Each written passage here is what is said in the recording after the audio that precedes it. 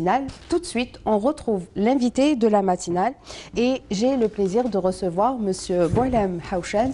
Donc, vous êtes directeur de l'Algérienne des eaux de la wilaya de Bouira. On parlera notamment des nouvelles technologies introduites par votre unité, par votre direction. Mais avant de revenir sur cela, on va faire le point sur la situation de l'alimentation en eau potable dans la wilaya de Bouira. Monsieur Haouchen.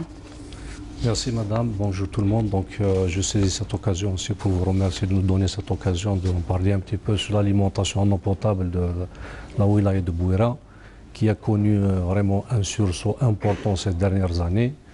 La wilaya, nous comptons 45 communes. Actuellement, 42 communes sont raccordées au système de transfert de barrages. Koudiata Serdoun, c'est 25 et Tidzit, c'est 16. Il nous reste encore 3 communes qui sont alimentées par les sources et les eaux souterraines qui sont Arbelou, Saharij et Tarzout. Donc on peut dire que vous êtes raccordé à un taux de 100%, 90%? Il nous reste actuellement, la dernière commune au nom pour l'Algérienne des eaux. Nous gérons 44 communes sur les 45 qui comptent la wilaya. Pour cette année, nous avons programmé la dernière wilaya, c'est celle de Arbelou. Et il ne faut pas oublier aussi, nous avons des douars. Nous avons quelques 192 douars qui ne sont pas encore raccordés, que le secteur a pris en charge, que nous reprendrons au fur et à mesure de leur raccordement et de la réalisation de leur réseau de distribution. Et comment ces zones rurales sont assurées en matière d'alimentation? Comment est effectué le transport? Actuellement, il y a certains douars qui ont des petits forages ou des puits. Il y a d'autres qui sont programmés maintenant. Le plan est fin prêt pour les raccorder soit à Koudiata Serdoun, ceux qui sont sur le couloir de Koudiata Serdoun, ou sinon sur le couloir de Tilistit. Très bien. Alors, on en parlait tout à l'heure. L'introduction de nouvelles technologies de la part de l'Algérienne des eaux pour faire face aux fuites d'eau et lutter contre le gaspillage de cette ressource. Parlez-nous un peu de cette nouvelle technologie moderne. D'accord. Justement, donc, nous avons 2 types de fuites. Nous avons des fuites qui sont apparentes. C'est des fuites qui apparaissent, que les gens nous signalent ou bien nous avons un cateau. Donc l'équipe intervient rapidement mais il y a une bonne partie, c'est les fuites qui ne sont pas visibles, qui sont souterraines. Vous savez, quand il y a une fuite souterraine, il y a un terrain sableux limoneux. La fuite va souterrainement, on ne la détecte pas. Donc actuellement, nous venons d'acquérir tout un matériel spécifique à cette recherche de fuite souterraine. Et la méthode consiste tout d'abord à étudier, à faire un diagnostic. C'est une chose qui a été faite pour la ville de Bouira. Donc nous avons un diagnostic exhaustif de tout ce qui a été mis en place, le linéaire des conduites, le type de conduite, et nous avons procédé aussi à la sectorisation. Ça veut dire nous avons divisé la ville de Bouira en 10 secteurs. C'est quoi un secteur? C'est pour avoir géographiquement un secteur composé de plusieurs immeubles, etc. Mais il doit être alimenté par un seul point pour pouvoir, parce que il faut mesurer le débit et la pression qui va dans ce secteur. Donc en faisant ça, on calcule le rendement de réseau du secteur. Donc c'est par rapport au débit? C'est par rapport au débit. Vous avez une localité, par exemple, 1000 abonnés, ils ont besoin d'un débit. Mais il se trouve qu'avec les fuites souterraines, ils prennent plus que ça. Fuites apparentes, on les répare. Les fuites souterraines, on a mis toute une équipe en place pour la détection de ces fuites. Mais avant tout ça, il faut rechercher les secteurs les plus fuyards. Parce que d'un secteur à un autre, ce n'est pas la même chose. Il y a des secteurs qui ont été rénovés, il y a d'autres secteurs qui ont le réseau vétuste. Donc notre équipe, au départ, nous avons calculé les débits entrants dans chaque secteur.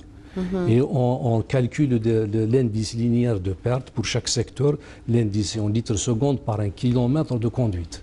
Donc quand on trouve que le secteur a un indice plus important qu'un autre secteur, on s'attelle, on se concentre pour les secteurs les plus fuyards, et c'est un travail de nuit. Très bien. Parce qu'on doit calculer le débit de nuit nocturne. C'est censé, tout le monde n'utilise pas l'eau pendant la nuit, à part quelques clients, une usine ou une caserne. Ça, c'est un débit autorisé. Mais en dehors de ce débit, entre minuit et 4 heures du matin, tout le monde s'endort. En principe, nous avons un débit minimum. Mais il se trouve que certains secteurs, nous avons un débit qui dépasse les normes. Automatiquement, l'équipe, elle fait tout un travail de recherche, tout un travail de localisation du tronçon qui est le plus fuyard. Très bien. Alors ça, c'est pour ce qui est de la quand on va détecter une fuite. Mais qu'en est-il de la localisation? Donc pour la localisation, nous avons un matériel aussi acquis, un matériel, des échosondeurs ou bien la corrélation acoustique. L'équipe, elle est sur place. Une fois que nous avons localisé les secteurs les plus fuyards, notre équipe qui est composée d'une cellule de contrôle des fuites, c'est des ingénieurs qui ont subi une formation. Nous avons acquis ce matériel, nous avons subi une formation sur le site 4 jours et les gens savent maintenant manipuler et interpréter surtout ces débits de nuit et pour localiser exactement la fuite entre un tronçon et un tronçon et marquer cette fuite pour que l'équipe d'intervention intervienne. Et nous avons eu beaucoup de surprises, croyez-moi, dans les fuites souterraines. Très bien, monsieur. Et donc, vous avez des équipes nocturnes qui effectuent des interventions en cas de problème. Est-ce que vous avez un centre d'appel déjà, des gens qui veulent vous contacter pour des urgences, par exemple? Nous avons un 1593 qui est un appel gratuit. C'est le CATO, c'est le centre d'appel téléphonique opérationnel. Il est opérationnel H24, 7 jours sur 7. Donc, à tout moment, on peut appeler ce CATO pour signaler une fuite ou un cas de suspicion. Ça, il est opérationnel. Mais nos équipes, surtout nos équipes, interviennent de nuit pour les débits nocturnes, pour calculer les débits nocturnes de chaque secteur. Mais une fois qu'on a localisé, par exemple, un secteur le plus fuyard, l'équipe, elle peut continuer à travailler la journée quand il n'y a pas de sonore, pour qu'il n'y ait pas de... Mais sinon, on revient la nuit pour que les gens travaillent à l'aise. Et une fois que... Maintenant, il y a deux types d'interventions. Quand c'est une intervention en urgence, nos équipes sont là pour travailler en H24, il n'y a aucun problème. Dès qu'on commence une fuite, la réparation de fuite, on la termine jusqu'à l'équipe ne parte pas jusqu'à ce qu'elle termine. Sinon, il y a un programme au fur et à mesure qui est fait au quotidien, y compris les jours fériés, y compris les jours... Très bien. Alors, Monsieur Houchen, vous m'avez dit que votre wilaya est alimentée via 3 important barrage, donc ce qui dénote l'autosuffisance en matière de ressources hydriques. Et pourtant, la commune de l'Ghdaria était confrontée l'été dernier à quelques difficultés en matière d'alimentation en eau potable. Il y a eu beaucoup de coupures, il y a eu beaucoup de manque d'eau, notamment pendant la saison estivale. Quel a été le problème, M. Houchen? Oui, justement, ce qui s'est passé à la commune de l'Ghdaria, revenons un petit peu en arrière, avant qu'elle soit raccordée à Koudiat Sardoun, les gens recevaient de l'eau un jour sur 10, un jour sur 15. Il y avait le raccordement, on est passé directement H24. De tout ce que je vous ai dit, tout ce qui est ressources, nous sommes à l'abri. Tout ce qui est station de pompage et adduction, nous sommes vraiment à l'abri parce que tout a été rénové. Le gros problème qui nous reste un petit peu maintenant dans certaines communes, c'est le réseau de distribution. Ce qui s'est passé à l'Ghdaria, les pouvoirs publics ont programmé certaines rénovations, des réhabilitations de réseau. Ça a été fait pour la zone haute, etc. Il y a eu certaines zones maintenant, ils sont dans la partie basse, on ne devrait pas avoir ce problème. Mais quand maintenant il y a des conduites vétustes, il y a eu des bouchons d'air, il y a eu des bouchons. Donc, et nous avons utilisé justement tout ce matériel que nous avons équipé pour localiser ces bouchons d'air et localiser même les bouchons. Nous avons trouvé des conduites un petit peu rouillées, vétustes. Le débit qui passe n'est pas suffisamment pour la localité. On a fait... Justement, par rapport au débit, certains habitants vous ont accusé de diminution du volume de distribution. Est-ce que c'est vrai? Le volume distribué pour le Khdaria était toujours le même. Je vous dis, nous avons à raccorder entre 12 000 et 16 000 mètres cubes jour. C'est beaucoup par rapport aux besoins de la ville. Mais tellement le réseau est un ancien réseau, il y a eu un déséquilibre. Mais la partie incriminée, on l'a renforcée et tout a été rentré dans l'ordre. Parce que le matériel que nous avons acquis, nous avons aussi un débit, c'est-à-dire on peut calculer le débit, aussi la pression qui est mise dans chaque... Donc on avait mis des détecteurs de pression dans des habitations, dans des coins, pour suivre justement le débit qui est directement relié avec la pression du site. Très bien, donc nous sommes à quelques mois justement de la saison estivale qui connaît une forte consommation en matière d'eau potable. Est-ce que vous avez prévu un plan de gestion et de consommation pour faire face aux éventuelles coupures ou consommations intenses? Donc, justement, il y avait un plan d'urgence de 2018 que notre ministre a mis en place.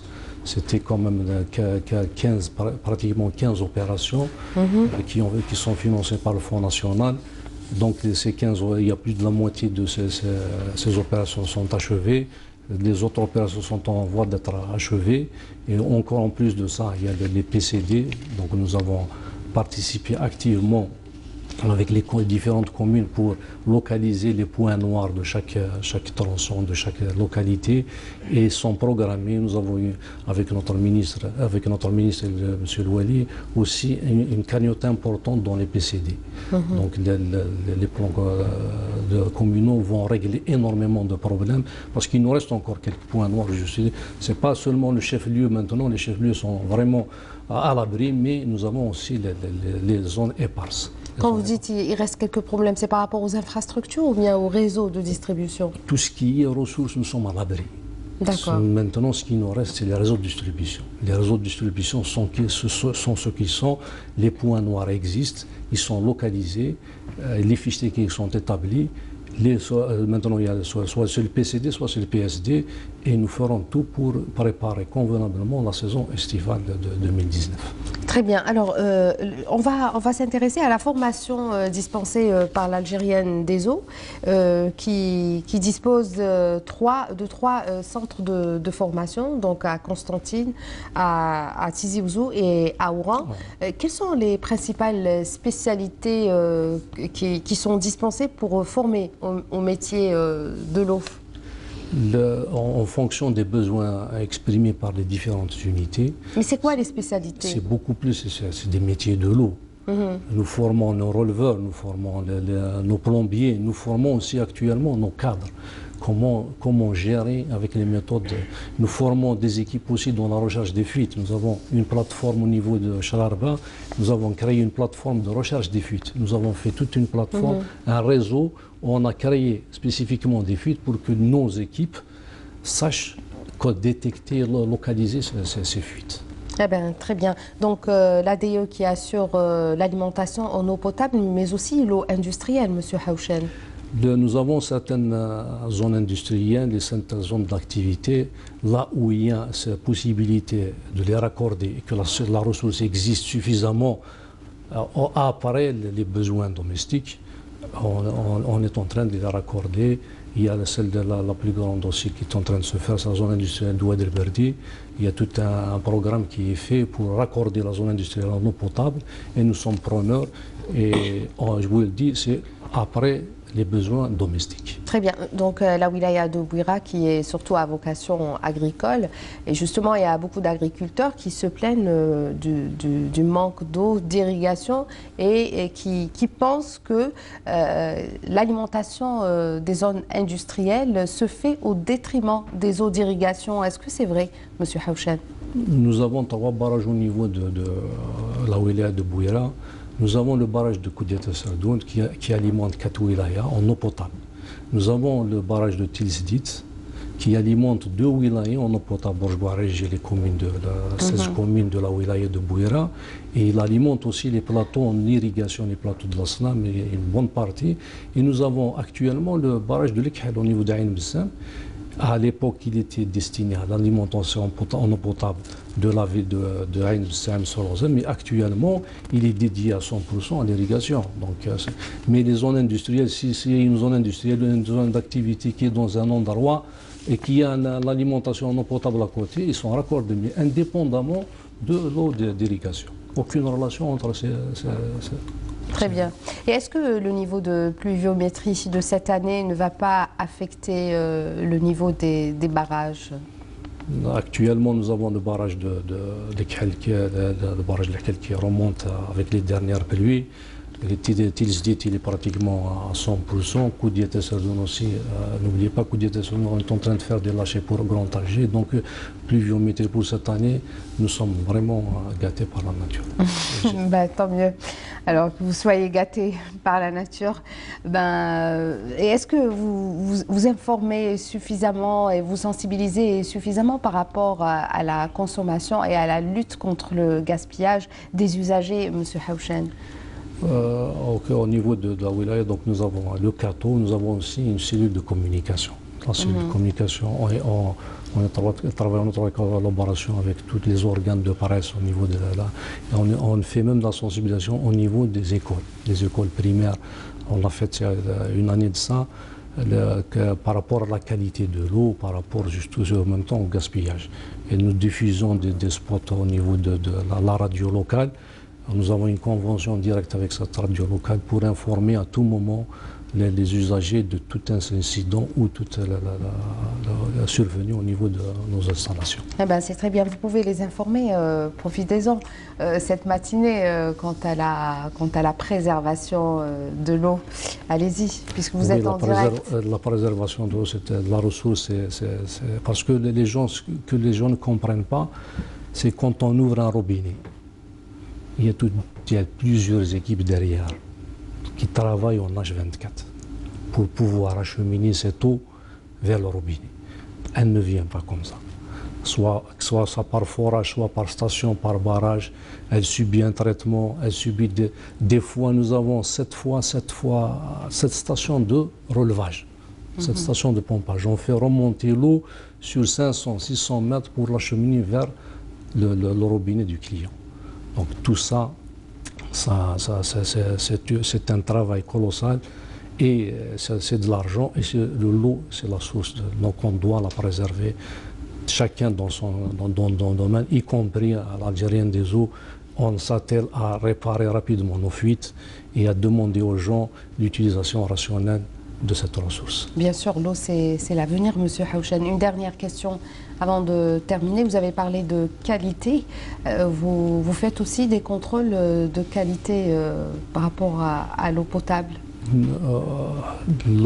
Surtout la qualité. On ne badine pas sur la qualité. Sans le cutis du laboratoire, on ne peut pas ouvrir le robinet pour donner de l'eau aux gens.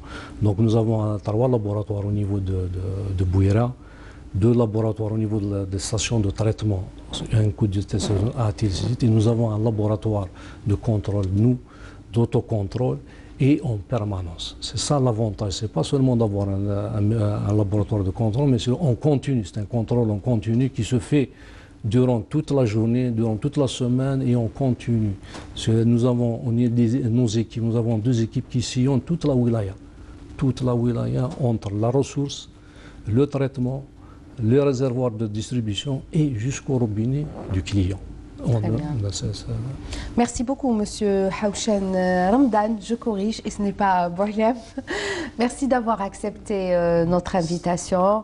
Merci d'avoir répondu à toutes nos questions. Soyez toujours le bienvenu sur ce plateau.